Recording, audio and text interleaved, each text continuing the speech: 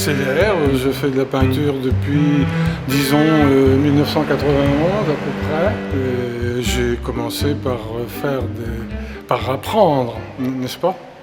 Parce que c'est un art difficile, la peinture, la sculpture aussi d'ailleurs, comme la musique ou la poésie.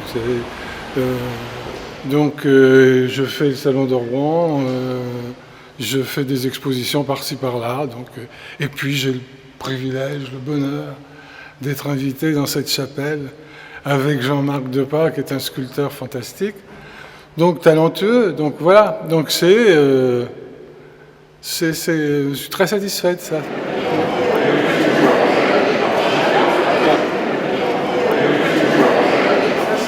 La question, c'est où est la source. Je me suis mis à la peinture parce que j'ai voulu changer d'identité. Vous savez, ça c'est comme quand on est passé du cinéma muet au cinéma parlant.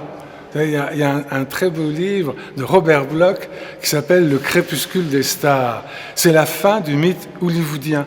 C'est le basculement technologique dans le cinéma parlant.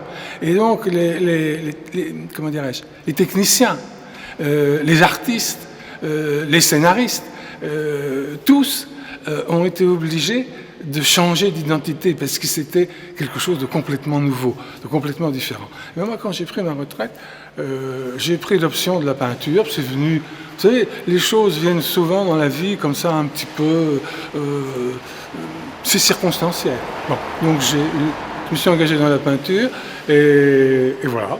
Et donc c'est une nouvelle identité que je me suis créée comme ça et qui me permet de découvrir un monde nouveau, différent de celui que j'ai connu avant et dans lequel j'ai travaillé pendant de très nombreuses années. Voilà.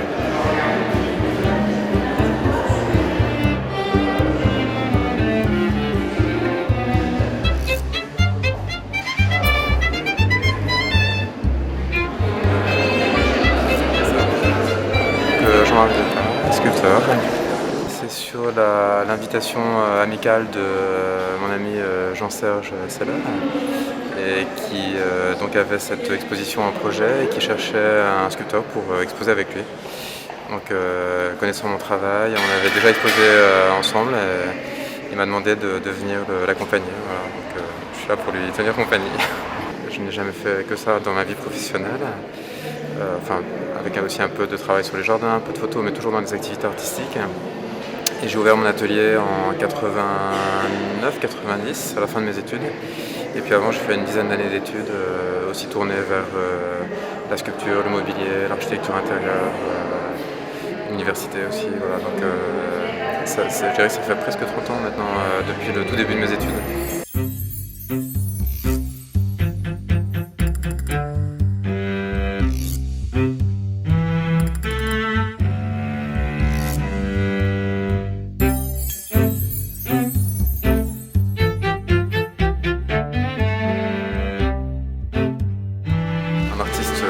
Il est vraiment dans la création, dans la recherche, il ouvre des portes, il essaye de tenter des choses, donc ça donne des diversités d'expériences formelles et thématiques.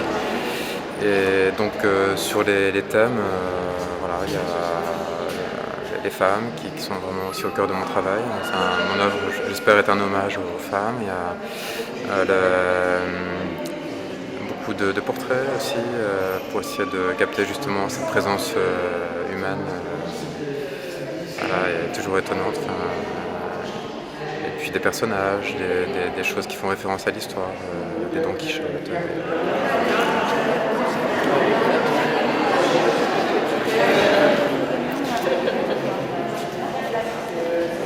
C'est la dernière palette.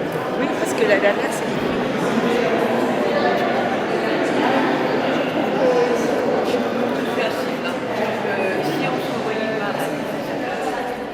Alors ça, j'ai un ami qui est venu voir cette palette à la maison. Et je ne savais pas si j'allais la garder ou pas la garder. Il m'a dit bien sûr qu'il faut la garder.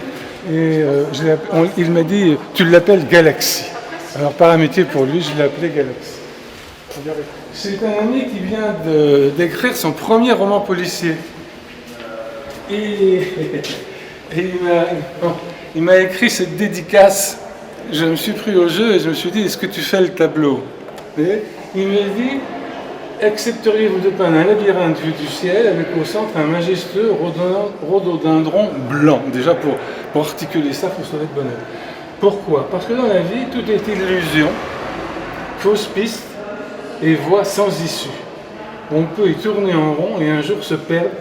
C'est le titre du bouquin, dans le cimetière des obsessions. Et donc j'ai fait son tableau à ma façon, bien entendu.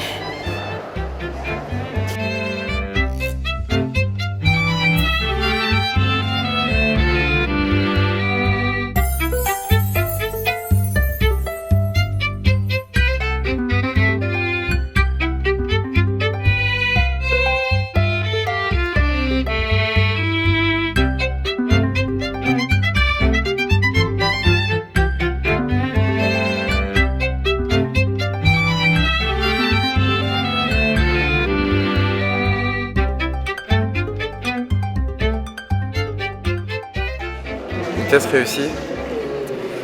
J'avais écrit dans ma thèse de doctorat une œuvre est vivante quand elle modifie la trajectoire de l'autre.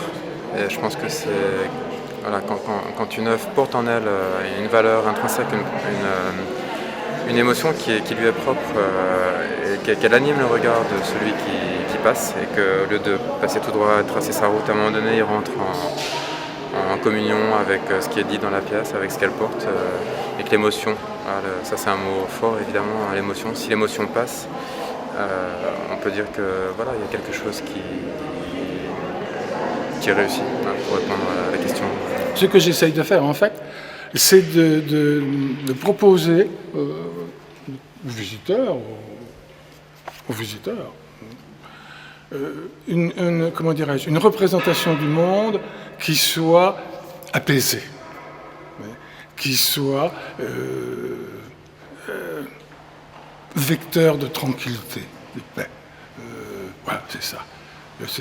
Et donc, la distance, la profondeur, la brume, tout ça, si vous voulez, est facteur d'adoucissement des rugosités. Si vous allez vous promener, c'est facile ici au bord de la mer, bon, si vous regardez, où que vous soyez, si vous regardez la ligne d'horizon, il y a presque tout le temps un peu de brume.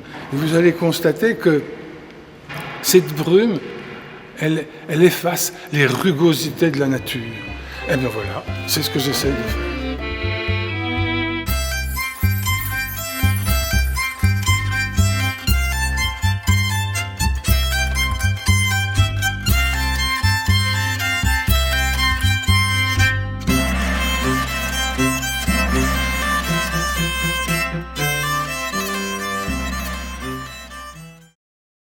Les conditions dans lesquelles ils ont préparé tous, que ce soit Christine Rodier, que ce soit Monsieur Blanchard ou de Le Manche qui vont accueillir les visiteurs pour nous, qui vont nous représenter en quelque sorte, parce qu'il est évident qu'on ne peut pas être là tout le temps.